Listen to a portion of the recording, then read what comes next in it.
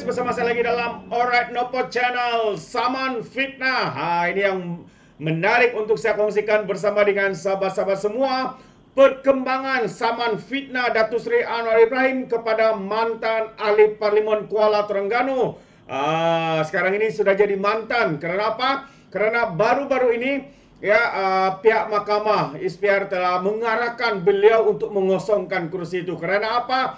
Kerana didapati adanya sogokan ataupun rasuah di kalangan pengundi-pengundi di Kuala Terengganu pada PRU yang ke-15 baru-baru ini, sahabat-sahabat semua. Akhirnya Kuala Terengganu dikosongkan dan sah PAS terlibat dengan rasuah. Tapi hari ini kita memberikan perkembangan tentang saman Datuk Seri kepada ahli parlimen, mantan ahli parlimen Kuala Terengganu ini, sahabat-sahabat semua. Kalau kita lihat di sini beritanya mengatakan bahawa kes saman Datuk Seri Anwar terhadap Amzad dibicara pada April 2024. Walaupun begitu mengambil masa, tapi kita tahu begitu banyak kes-kes rasuah, kes-kes penyelewengan yang sedang dibicarakan sehingga perbicaraan-perbicaraan ini terpaksa ditangguhkan kepada tahun hadapan. Jadi saya ingin membacakan kenyataan media ini, sahabat-sahabat semua. Apakah sebenar yang berlaku? Dikatakan kes saman fitnah difailkan Perdana Menteri Datuk Seri Anwar Ibrahim terhadap bekas ahli Parlimen Kuala Terengganu Ahmad Amzah Hashim akan dibicarakan selama 3 hari bermula 23 April tahun depan di Mahkamah Tinggi Kuala Lumpur, Terengganu. Saman itu berhubung dakwaan kenyataan berbaur fitnah bahawa Anwar berbohong menerima gaji RM1 ketika menjadi penasihat ekonomi di negeri Selangor. Peguam S. Nair yang mewakili Anwar selaku plaintiff berkata, tarikh perbicaraan itu pada 23, 24 dan juga 25 April tahun 2024, iaitu tahun hadapan, ditetapkan oleh Hakim Hassan Abdul Ghani pada prosiding pengurusan kes itu semalam 12 Julai yang berlangsung secara dalam talian. Mahkamah mengarahkan pihak-pihak memfailkan penyataan saksi selewat-lewatnya pada 11 April tahun 2024, katanya ketika dihubungi hari ini. Sementara itu, Nair berkata pihak plaintiff akan mengemukakan 4 orang saksi termasuk Anwar yang juga pengurusi PS bagi memberi keterangan.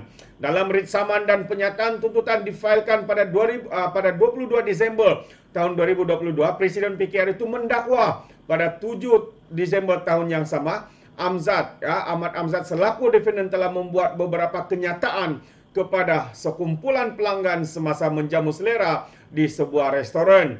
Dakwa Anwar kenyataan fitnah itu antaranya membawa maksud dia tidak boleh dipercayai serta tidak jujur mengenai penerimaan jutaan ringgit daripada kerajaan Selangor sebagai penasihat ekonomi. Penipu orang ramai katanya, dan dengan menyatakan menerima RM1 gaji sebagai penasihat ekonomi serta melakukan kesalahan jenayah dan mengkhianati mandat rakyat. Anwar mendakwa kenyataan fitnah itu palsu, berniat jahat dan memperlekehkannya yang mempunyai imej sangat disanjungi di peringkat negara dan antarabangsa kerana dia menentang rasuah. Beliau mengecam semua dakwaan terhadapnya mengenai penerimaan gaji RM15 juta dan tuntutan jenayah lampau yang dibuat adalah bermotifkan politik. Pada 27 Jun lepas, Mahkamah Pilihan Raya Terengganu membatalkan kemenangan Ahmad Amzad yang mewakili PAS bagi kursi Parlimen Kuala Terengganu pada PRU yang ke-15 lepas memutuskan bahawa pihak competition calon BN Muhammad Zubir Embong berjaya membuktikan perbuatan rasuah telah berlaku dengan tujuan mempengaruhi pengundi. Wow, itu antara kenyataan terkini. Sabas kita ucapkan kepada Datuk Seri, maka perbicaraan akan berlangsung dan kita tahu dengan ini Datuk Seri sekali lagi bakal memperoleh kemenangan, dan kita mengharapkan supaya Datuk Seri Anwar Ibrahim tidak menerima sebarang permohonan maaf daripada kaki-kaki fitnah ini. Biarkan saman diteruskan, kalau boleh 100 juta supaya Datuk Seri Anwar Ibrahim punya pendapatan. Kerana apa? Hari ini sebagai Perdana Menteri maupun Menteri Kewangan, Datuk Seri tidak menerima sebarang gaji. Jadi dengan adanya kemenangan saman-saman fitnah yang dilakukan oleh pemimpin-pemimpin daripada PAS ini, maka ada baiknya juga supaya Datuk Seri Anwar Ibrahim memperoleh pendapatan. Itu dia. Jadi saman banyak-banyak dan juga bagi pihak PAS lebay, fitnah banyak-banyak lagi supaya Datuk Seri mempunyai pendapatan yang berlebihan untuk membantu rakyat. Itu dia. Jadi satu lagi yang saya ingin kongsikan sahabat-sahabat semua adalah berkaitan dengan pemimpin ataupun penyokong-penyokong pembangkang yang semakin hari semakin teruk, ya, hilang moral, hilang rasa bertanggungjawab dan sebagainya, sehingga ada mereka sanggup menconteng wajah Perdana Menteri. Ini adalah perbuatan politik melampau dikatakan oleh media ini. Jadi benar, ya, kita melihat bagaimana kalau kita lihat gambar ini belum diconteng. Kalau kita lihat kalau sudah diconteng, dia sudah menjadi 4 segi hitam, tidak nampak lagi muka Perdana Menteri kita di sana. Begitu kejam, begitu hilangnya moral, ya, penyokong-penyokong pihak pembangkang hari ini. Kerana apa? Kerana disemai kebencian, ya, disemai hasutan, ya, untuk membenci Perdana Menteri, membenci kerajaan hari ini. Nah, inilah yang dilakukan oleh politikus-politikus yang kita boleh anggap sebagai politik sempit, politik melampau, sehingga penyokong-penyokong mereka turut terikut dengan apa yang dilakukan oleh politikus-politikus ini. Jadi perbuatan menconteng wajah Perdana Menteri Anwar Ibrahim pada papan iklan di beberapa kawasan sekitar Kedah disifatkan perbuatan yang menjurus kepada permainan politik ekstrim dan tidak sepatutnya berlaku. Pengerusi BN Muazzir Khalid berkata, politik melampau seumpama itu membahayakan dan tidak boleh diberi tempat ketika era kemajuan teknologi terkini. Katanya kalau kita tak suka pun sentiasa ada had yang tidak boleh dilanggar. Sebab itu Ketua Polis Negara Razarudin Husin berkali-kali mengingatkan mengenai kejahatan 3R yang merujuk agama, kaum dan juga institusi diraja agar kira pihak yang melampaui batas. Kita takkan aman kalau politik melampau, sebaliknya perlu sentiasa bersikap rasional. Semua ini perlu bermula dengan kepimpinan, tetapi kadang-kadang ada pemimpin buat kenyataan yang berbentuk hasutan. Katanya pada sidang media yang turut disertai barisan kepimpinan Pakatan Harapan Kedah di bangunan Tunku Alor-Star hari ini. Jelas mazhir kebencian dalam politik perlu ada hadnya agar tidak membawa kemusnahan kepada negara. Maka jangan salahkan pihak berkuasa kalau siasatan di bawah akta hasutan. Nak buat kerja menconteng bagi tunjukkan sikap ekstrem ini sudah tak boleh diterima, kerana kita kini berada pada abad, ya, tahun 2023 di mana orang semua boleh bercakap tentang kecerdasan buatan AI dan dunia digital, tetapi kita masih lagi nak bawa politik melampau, katanya.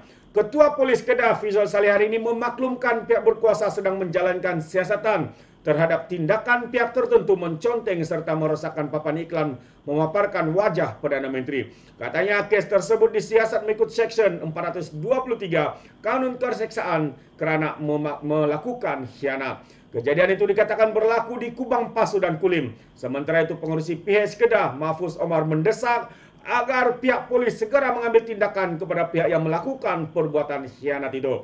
Katanya ini satu perbuatan khianat yang tak boleh dibiarkan. Takkanlah kita nak ulang semula politik era 60-an atau 70-an zaman ini. Sepatutnya kita mengamalkan politik matang serta saling menghormati antara satu sama lain. Pihak polis harus segera menyiasat dan mengambil tindakan terhadap pelakunya, kata Mahfuz Omar.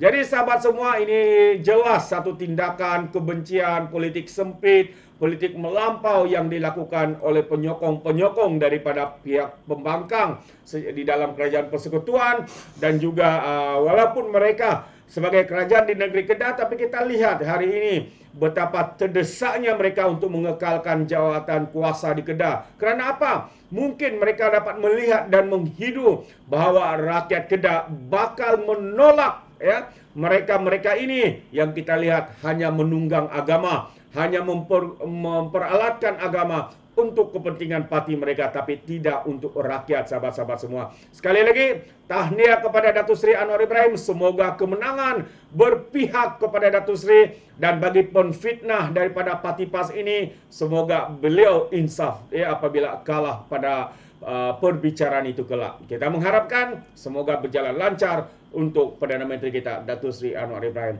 Jadi sampai di sini saja apa yang saya ingin kongsikan dengan pandangan saya, apa yang telah saya nyatakan seperti tadi. Sekiranya juga sahabat-sahabat semua di luar sana mahu untuk memberikan sebarang pendapat, pandangan, Anda boleh berikan pandangan dalam ruangan komen. Tapi ingat, komen dengan cara berhema, jangan menjadi seperti walon-walautit, lebay-lebay dan juga geng sapu bersih. Termasuk juga geng takut Anwar GTA. Ya, apabila mereka memberikan komen penuh dengan hasutan, kebencian dan juga fitnah melampau. Sepertinya mereka tidak punya otak, mungkin karena otak mereka tertinggal di dasar Laut Cina Selatan. Jadi sampai di sini saja apa yang saya kongsikan. Terima kasih karena memberikan sokongan padu untuk channel ini. Yang belum itu jangan lupa juga untuk subscribe, like dan juga share video-video yang ada dalam channel. Jadi terima kasih. Sampai di sini saja. Izinkan saya untuk mengundurkan diri dan seperti biasa, peribahasa mengatakan, apapun kangkap, 2 tahun keinginan. Dalam bahasa Melanya, tepuk dada, tanya selera. Sekian saja daripada Orek Dapat Channel. Kita berjumpa lagi dalam info dan update yang seterusnya. Sekian. Bye-bye.